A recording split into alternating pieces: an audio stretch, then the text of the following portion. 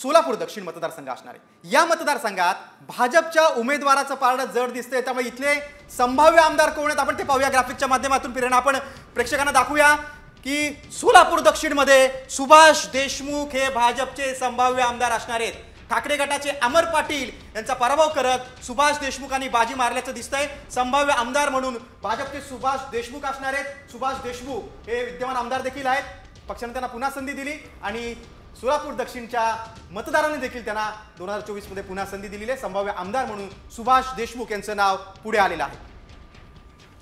तर आपण बघतोय सोलापूर दक्षिणचे संभाव्य आमदार कोण, तर सुभाष देशमुख हे संभाव्य आमदार असण्याची काय कारण आहेत ते जाणून घेऊयात आमचे प्रतिनिधी विश्वभूषण लिमये यांच्याकडनं। सोलापूर दक्षिणची जी निवडणूक आहे ती बहुरंगी झाल्याचं चित्र आपल्याला पाहायला मिळालं। सोलापूर दक्षिण मध्ये महाविकास आघाडीमध्ये आपण जर बघितलं तर शिवसेना उभाटाकडून अमर पाटील हे निवडणुकीच्या रिंगणात होते आणि त्याच ठिकाणी आपण जर बघितलं तर माजी आमदार दिलीप माने यांनी काँग्रेसकडनं निवडणूक लढवावी यासाठी शर्तीचे प्रयत्न केले गेले।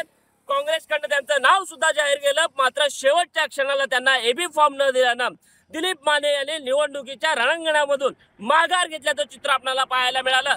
मात्र शेवटच्या दिवशी मतदानाच्या दिवशी काँग्रेस खासदार प्रणिती शिंदे आणि सुशीलकुमार शिंदे यांनी त्या ठिकाणी आपण जर बघितलं तर अपक्ष उमेदवार धर्मराज काळाजी यांना पाठिंबा दिला आणि महाविकास आघाडीमध्ये बिघाडी झाल्याचं स्पष्ट चित्र आपल्याला त्या ठिकाणी दिसून आलं।